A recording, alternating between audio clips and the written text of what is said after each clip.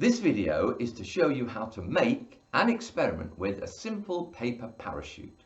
What you need first is a large disc of newspaper, and this one is about 32 centimeters in diameter. What you do next is to take a pair of scissors and to make a cut from the edge of the disc to the center. You then overlap the two ends like that and stick them together using either sticky tape or glue. And this will give you a cone shape. Now, parachutes usually fall like this, but our paper versions are much more stable if we turn it over and have it that way up. Now I've got 7 of these, and I'm going to drop them one after the other, and it will be your task to time how long each one takes to reach the floor, and I'm going to do that twice, so you'll have plenty of time to get results. But before we do that, let's just think about what is different, what is similar, and what is the same between all my parachutes. Well, the thing that's different is the diameter, not of the original paper, but of the base of the cone there. What is similar? Well, they're all cone shaped. And what is the same? Well, that's the mass, because I used the same size disc of paper to make each cone.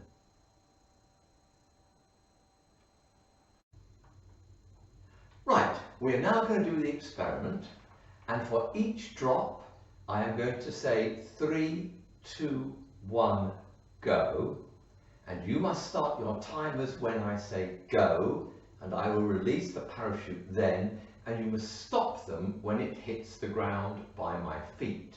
Now I'm going to start with the largest parachute first, and I will tell you the diameter of each parachute before I drop it, and of course they will all be dropped from the same height.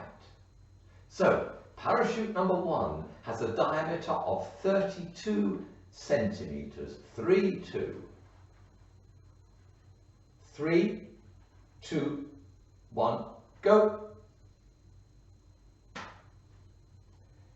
The second parachute has a diameter of 30 centimeters.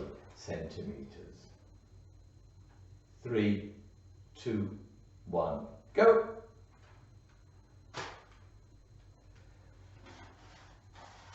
I'll just move that one out of the way, and that one. The third one has a diameter of 26 centimeters.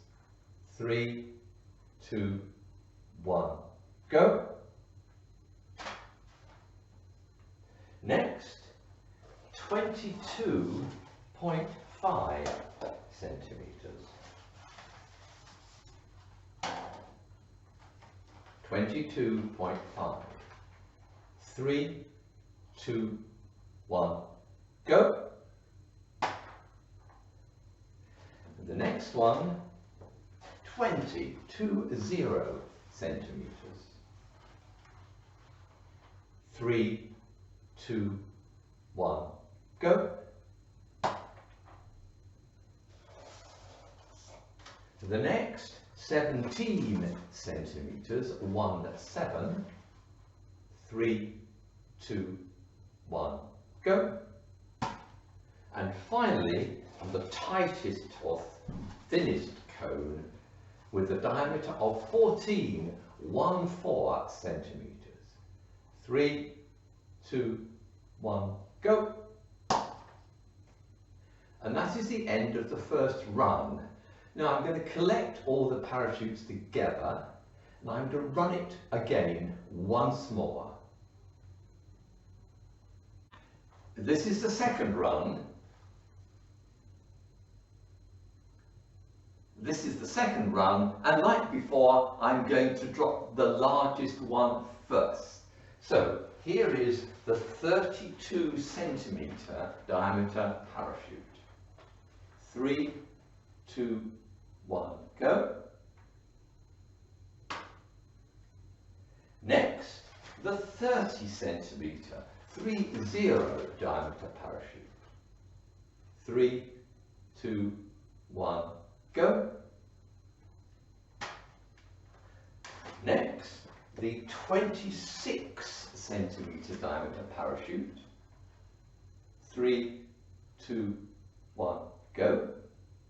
And I'll just move those out of the way so they don't impede you.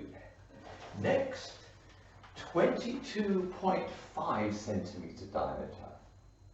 3, 2, 1, go.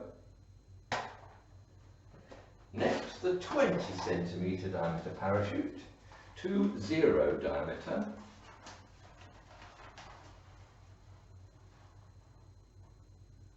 3, 2, 1, go. Next, the 17 centimetre diameter parachute.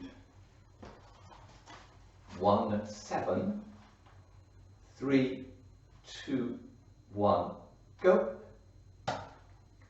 And finally, the baby, if you like, the 14.4 centimetre diameter parachute.